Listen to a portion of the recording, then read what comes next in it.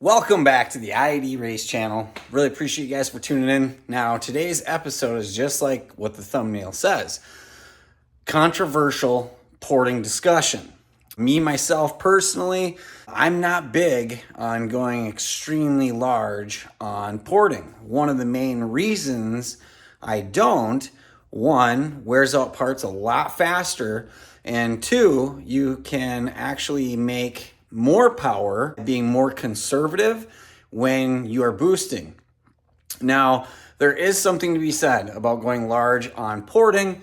One of them would be naturally aspirated rotaries, because you can only get so much air as the engine is basically creating its own vacuum to pull the air in. Not to say that larger ports aren't needed, because I will say that there are some times where porting, you do have to get aggressive. One of them would be naturally aspirated setups. So in doing a naturally aspirated setup, one thing that you got to understand, this video is not about that. This video is purely on turbocharged applications and the most efficient way that I've seen makes power and reliable way that it makes power. So there are some things in porting when you make your design or when you're using a porting template that may be sold from multiple different vendors out there, or somebody looking at it saying, oh, that port's too small, or oh, you got plenty left, you have more on the table in power wise by just doing this on your port.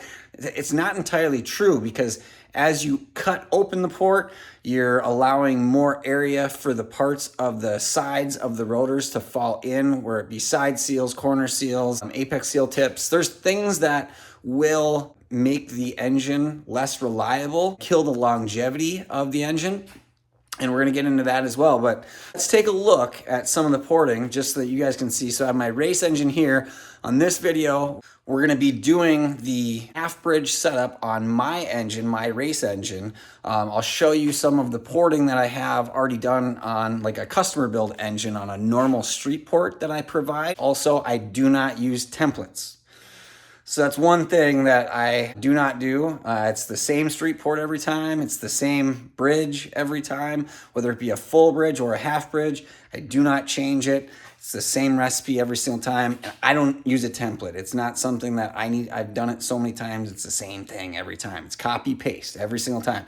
Let's get over and see some street port on an S5 turbo block that I just got done. All right, so this is going to be an S5 turbo motor that is already ported. So the porting itself, you can see here the shaping of this port. It's basically taking the same shape of a normal standard port design, except obviously we've cleaned it out. We've transitioned the most important parts of this port. We're going to be basically down here where we're opening the port and up here where we're closing the port. Now that's just where you're actually taking out material to open this larger. So we're opening this port larger this direction, as well as we're taking probably 2 millimeters off on this section over here to flow it open just a little bit more. And then we're tapering a really nice soft taper on here, and that is just basically to make it so that side seals, corner seals can't hit and basically dig into the face of the air itself. The most important part of this port, believe it or not, is the inside, which nobody really talks about in porting an engine. We can make this as big as we want. We can make this just ginormously huge, whatever we have for material. Now, there isn't much. You can stick your finger behind the port itself, and you can feel with your thumb how thick that this port is, all the way up. And I have probably at least another 1/4 of an inch on top that I could go higher to open this port more. But you have to understand the volume that this port can produce is only going to be dictated by what can make it through this hole. So the more flow that we can create in here and making this direction inside of the port, and we open this port up more, and we basically go to the back side, we go to the front side, we go down, we go up, and we try to make that port just straight through all the way to this port till we get to the inside here, and we're just tapering this in. So this is legitimately what I do on every single port, I'll grind out this material and then I sand it with rolls on a 1/4 inch mandrel bit, and we just run them right through and basically shape this port better than what it comes from Mazda as a factory cast port. So now this is a standard turbo port. No other porting would be needed with that port. Some even don't even utilize porting techniques to make those big power ranges. They just crank the boost up or get very aggressive on the actual tune itself. Where, yes, I feel like porting absolutely will help the turbo flow more, and it gives you more ability to get more RPM out of the car, i.e. Bridge porting or semi-peripheral porting, creating more airflow in, but we're opening more holes in the engine at that point in time, or changing the port timing at that point in time to be able to do that. So on the actual intake port itself, if we are just doing street port, from my experience, this basically street port, this isn't a monster port, this is just a regular street port.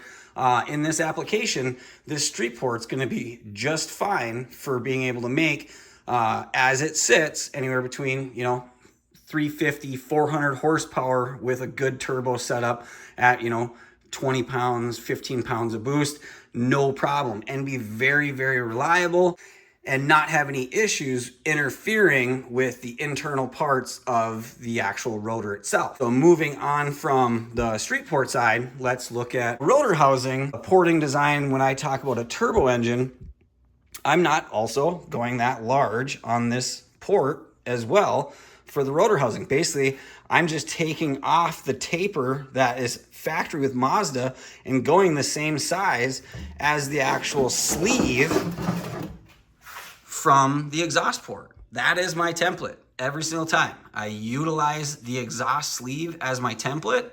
So I go all the way to the top of the sleeve, all the way to the bottom of the sleeve, round that out. This is a standard street port on a turbo engine. Now, the big thing that I like to do is, if you can see the radiuses all the way around the port, so that the apex seal cannot grab on that actual edge as it's coming up. That is very, very important, so we're not shaving the apex seal off every time it comes across this point. So we're radiusing everywhere on here to make it nice, smooth transition, as well as I like to have a nice chop to turn this port on and off, on top and bottom, a straight shot across. Sometimes you'll see where people do this big wide mouth on the bottom. I like to have a nice straight shot for when it opens and closes, top and bottom. I have to imagine that our spark plugs are here, our exhaust port's here. When those spark plugs fire, that is technically our power stroke in this area right here. This is where you're making power. This is where it's the explosion's happening and it's compressed. The rotor's compressed right here, and as the rotor comes around, that rotor opens up. So it's like this, and then it goes like this, and it's opening up. As that's opening up, that is literally your power stroke. So how long the duration that power stroke is and how big you can make that explosion opens in this exhaust port, that's when it's escaping out, right? So if you make a mouth here, you're letting pressure off slowly as it's coming across here.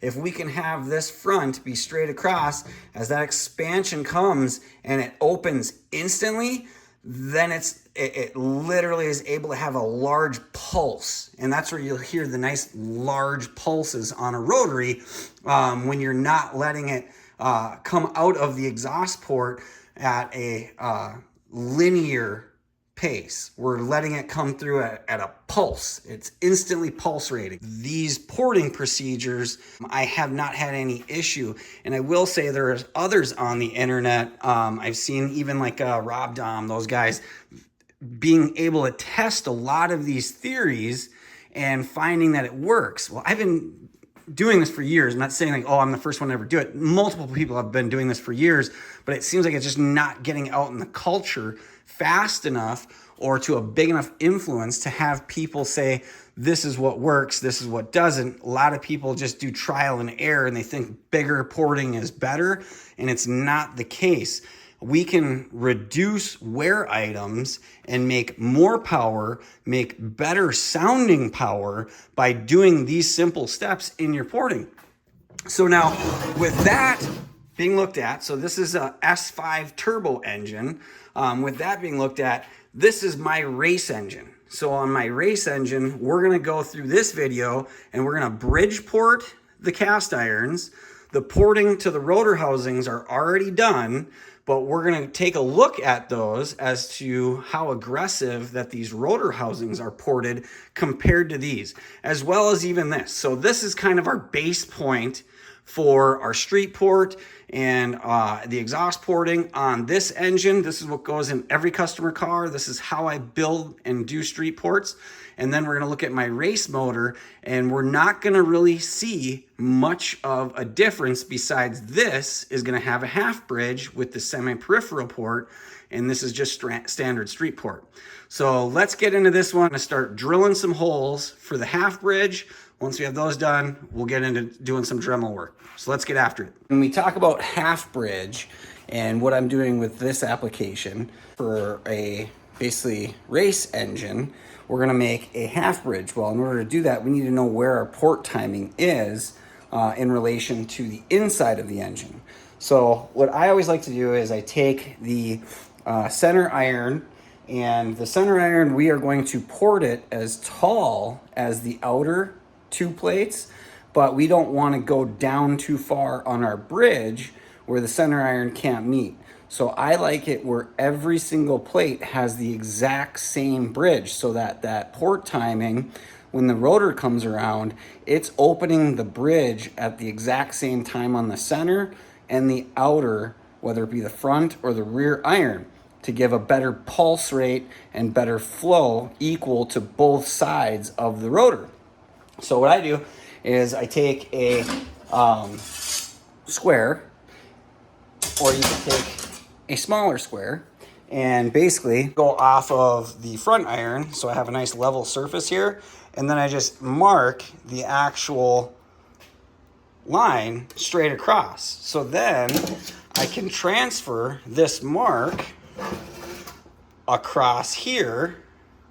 I can transfer it across here to where that port is going to be bridged. We are changing the timing of the engine when the intake opens and shuts by doing a bridge port.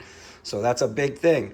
The bridge port will give this engine, depending on if you're like this engine is going to be semi-peripheral ported, but anywhere between 1500 to 3500 RPM range higher than what it used to be. So on some bridges, you might not see as much, or even like 12A irons, or depending on fueling. But generally, rule of thumb is when you bridge port, you'll see anywhere between 1500 to 3500 more RPM out of the engine by being able to do this. So now we have transferred all of our lines from this side and then across to here to show where our bridge is going to start, and then we'll end up here to match where our porting is going to end. Same as on this side, all the way across, and then you can see where the bridge is going to start, as well as on here. So this is basically our half bridge design that I've done for years. Like, this is how I do it. Now, for bridge porting, here's the controversial part of how I bridge. So I do not cut into the rotor housing for the intake side on the actual rotor housing, where most people try to get really close to this water jacket area. I do not. I stay very far from that water jacket because I don't even port into the actual rotor housing itself. And let's check out that. Now you can see there where our bridge is going to start, and then it'll end at the end of the actual port itself. And you can see, if we look almost straight sideways here, that this semi-peripheral is opening just right before that bridge is opening. So now on here, what we're gonna do is I'm gonna mark where this rotor housing rides on this edge. So I'm gonna make my mark on here to know where I can cut as far as I can cut before I'm actually running into this rotor housing itself. So we'll mark that off, the paint marker. So then on here, we're just gonna throw that on there. And then this is going to be our intersect point for where our actual bridge, where the actual rotor housing is. And that's as far as I can go. So we're gonna make just a very thin eyebrow here. And you can see how much material that I'll still leave here for the water jacket, so that the water jacket can't get intrusion from coolant blow-by or from the engine having too large of a bridge port there, as well as we save on wear and tear on the housing. All right, so all of our half bridges are marked, and if you guys can't see where this is going on my porting suggestions or experience, I'm almost letting the motor do what the motor is intended for, making it easier to make power, simpler, more reliable, going as big as you can and cutting into the water jacket and cutting into the rotor housing. I'm just simply stating it's not required to do what a lot of people and a lot of what you see when you take apart an engine and people's porting ability. Just think that with a rotary, you got to go as big as you can. The problem with that is you can never put the material back. So by doing these simple little tricks that I do, and this is how I've done this for years, this is the secret sauce that you guys are seeing that I've done for I don't know how many years, and this works. Like, this works very well to make power and to make it reliably and to continuously always using the same irons. The power that we're shooting for this engine, I'm probably gonna break some stuff, learning to get to that point, but I promise you the ports that are gonna be on here will be sufficient enough to make the power needed to get this engine to perform well.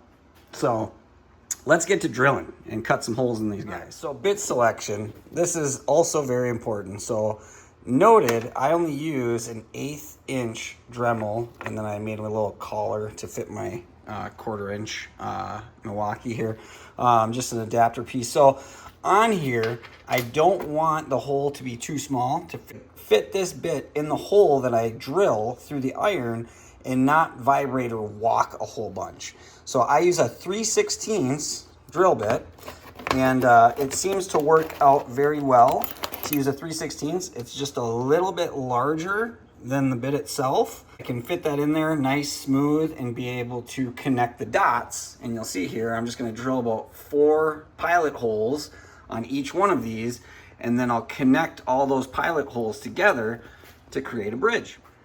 I feel comfortable there. Let's run a hole in.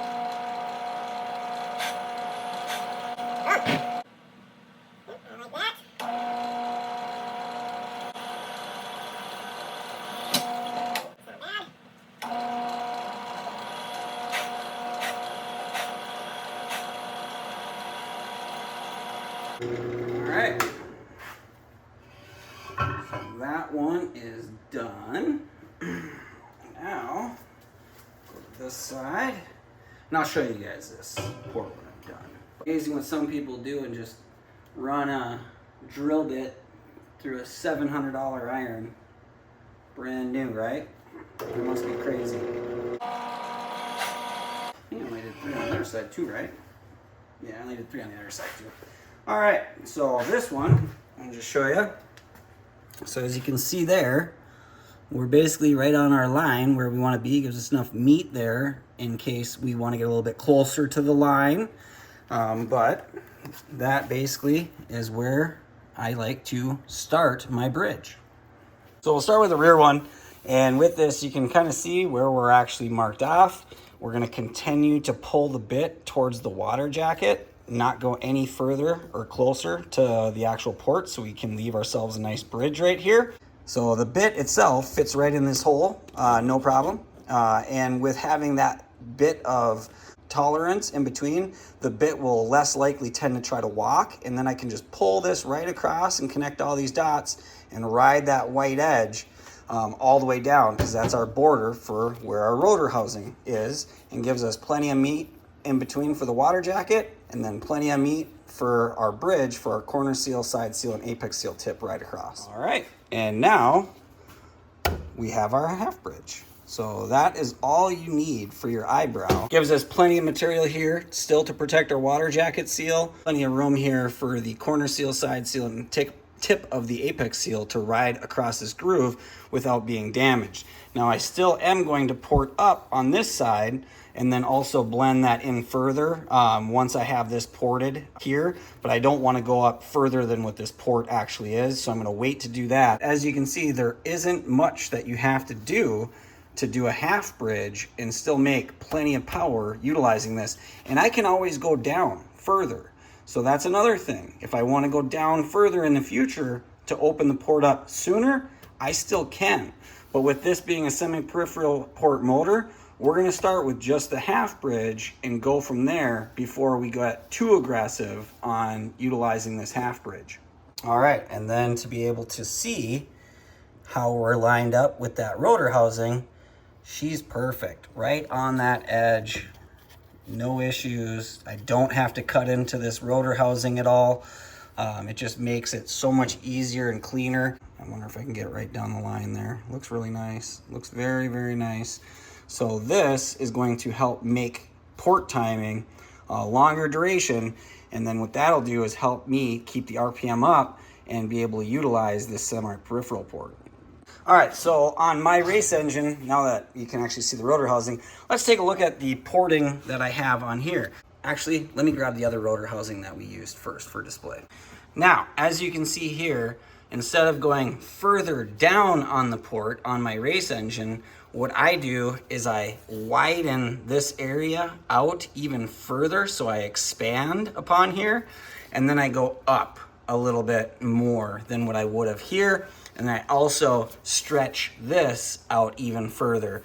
So now this would be my race port, but you can still see I stay true to the form of what I'm trying to accomplish, and also I taper my edges all the way around the entire port, where I make sure that there's nothing that can grab on that apex seal, so I can give further longevity to the life of that apex seal. Hopefully with that being said and all those things kind of explains a little bit more into the porting of my race engine compared to a street port engine that I would most commonly do. Not gonna leave it off here. We're gonna finish porting the engine so you can see the half bridge and the porting of the REW. With this one, we got plenty that we can port out. I did basically go up to where I think that the bridge will end on this one.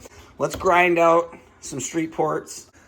So as you can see here, we got our street port basically done. This is etched out, still needs to be sanded, which is fine, but the big difference here is the actual inner port.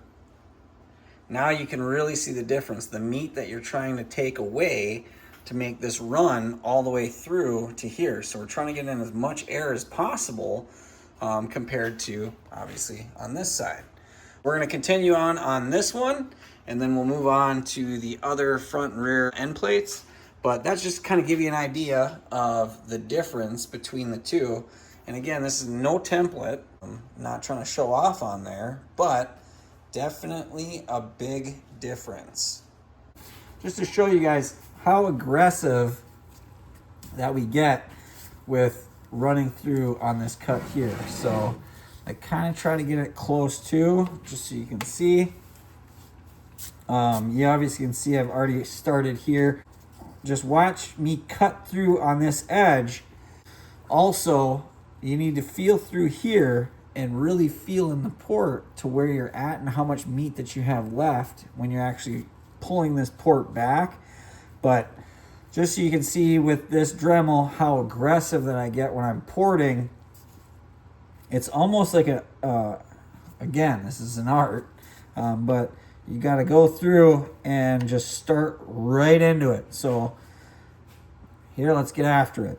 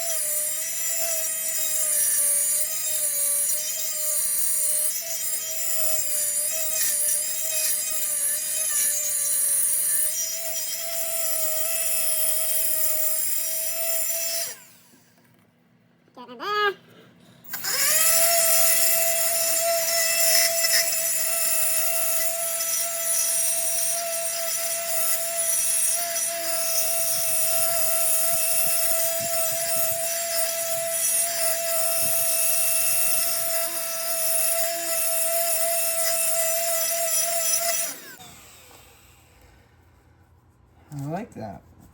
And notice I'm not going extremely large on this port. I'm really not. So this is not that large of a street port yet.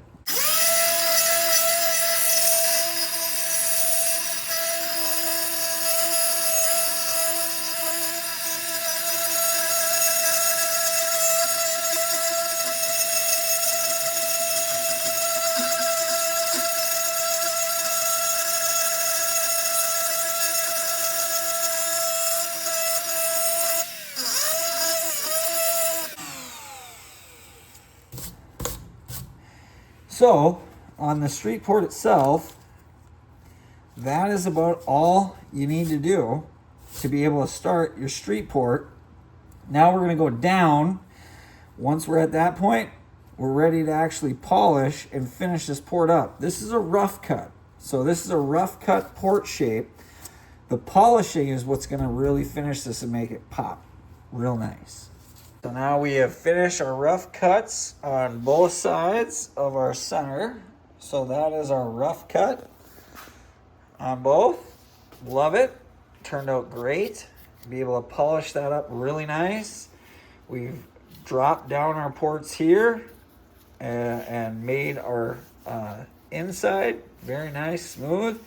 Probably take a little bit more off on this one after I've already went through and match the bottoms to make sure that those are all nice and even. We're gonna just hit this one a little bit more and we'll move on to the front and rear. So to throw a little perspective into how much that we are actually taking out of this center iron, this is all from that iron. So that's what we grinded out.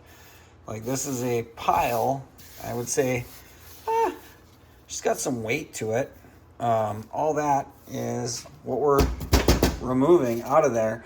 Now granted, there's still plenty all over it and even in the iron itself, but just a quick little sweep tells you there's a lot of material that we're taking out, and we're still not going as big as some may think. We're being very conservative on our timing, our porting, everything on this engine. But yes, we are still taking a lot of material. The main part we're taking material out is right inside of these ports. We're not taking out as much on the inside here as you'd think. Where you see those large ports that people are making, and that is not the case. It's more inside here and where we're actually shaping the port itself. And that's what we're trying to do. We're trying to shape this port all the way through until we get on the inside here. All right, so I am going absolute ham on this thing. Just a variance on porting. Maybe you can't tell, maybe you can tell. This is not ported for the street port here, nor down below. This is ported for the street port and down below. And that's it. That's everything. That's the secret sauce. This is all we're doing. We're not going crazy. You can feel behind the port and with your thumb as to where you're at on the actual runner to know what you can and can't do. Now, in real time, we're going to port this one for the street port so you guys can see. This is the rough cut, so I haven't polished it or anything like that. This is just the rough cut, and we're going to do that same thing here and the time it takes in real time. So when I cut this port, it's like a machine. So we're not gonna just barely go and barely go, barely go. We're only gonna make maybe 3 or 4 passes at this, and this port will be done on the top and then very quick to be done on the bottom. So let's get at it.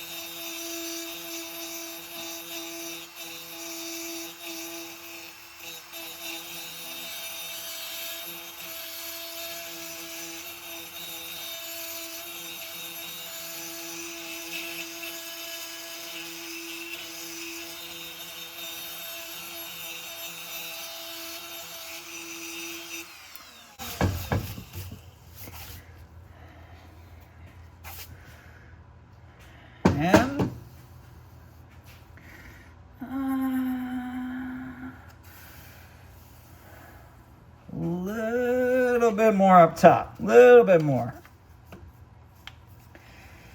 Just right.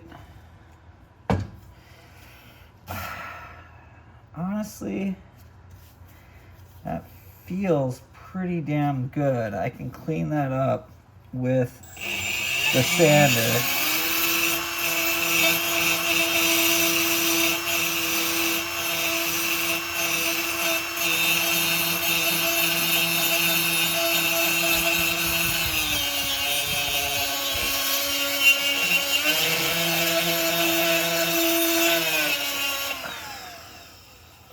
I like that.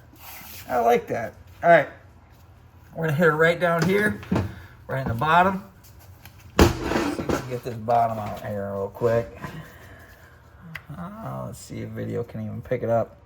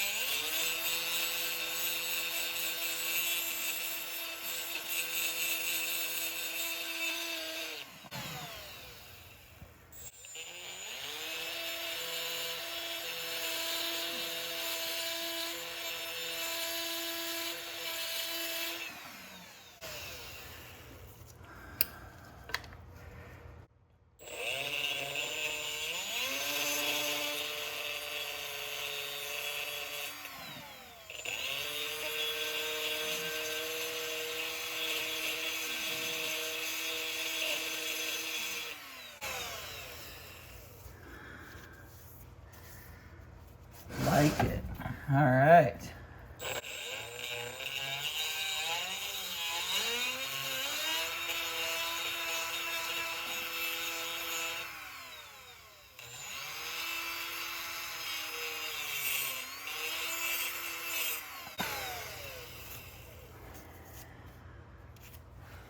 All right.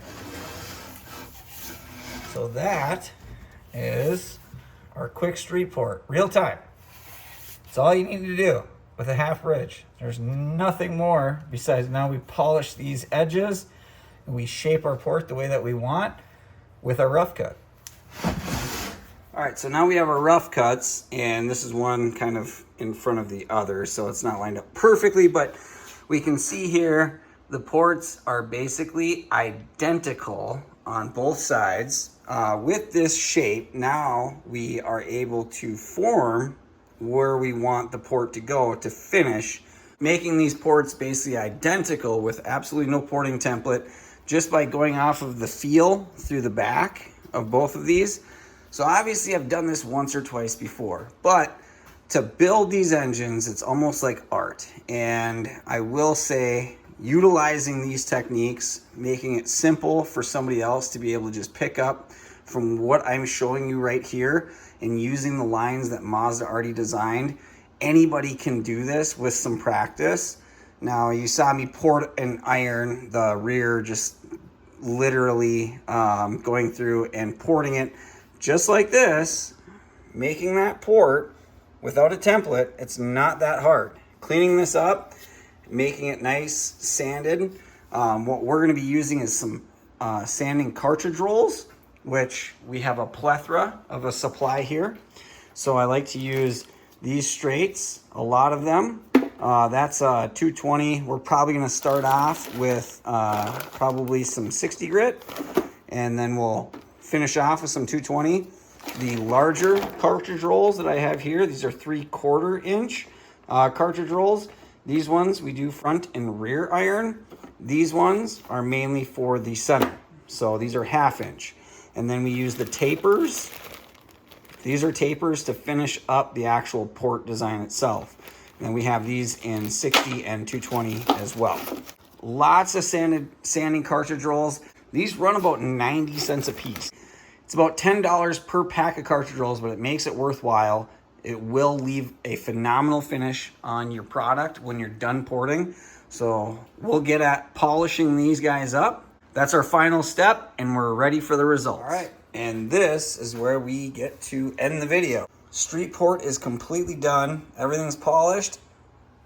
We have, ooh, I'm a little bloody on my knuckle. I didn't even realize that. Either way, so we have everything ported throughout here. Port has now been shaped. Everything is exactly the way we want it to be. Inside the port, we are nice formed all the way around. Everything's all nice and polished all the way through. This is all you need to do. This is it to make power. The only thing I need to do is I have to get some 1/8 inch sanding cartridges just to polish the edge. If you get really, come on, camera, get close. Either way, if you get really close on the bridge itself, there's still rough areas that I need to smooth out. Everything is done on the actual port itself. The symmetry, there's no other changes to what this is gonna look like. But you can see this really will flow absolutely fine. There's no reason to go any bigger than this when you're boosted, especially when you're a high performance engine. This is it. This is all you need. Take note of that. But if you guys made it this far in the video, obviously you can tell from my face, I've enjoyed what I do. Hopefully you guys enjoyed watching. If you have, or if you have any questions, or feel like you need to roast me in the comment because you don't think I did it right, feel free. I'd love to hear some feedback. Otherwise, like, subscribe, share with your friends. Check you guys later.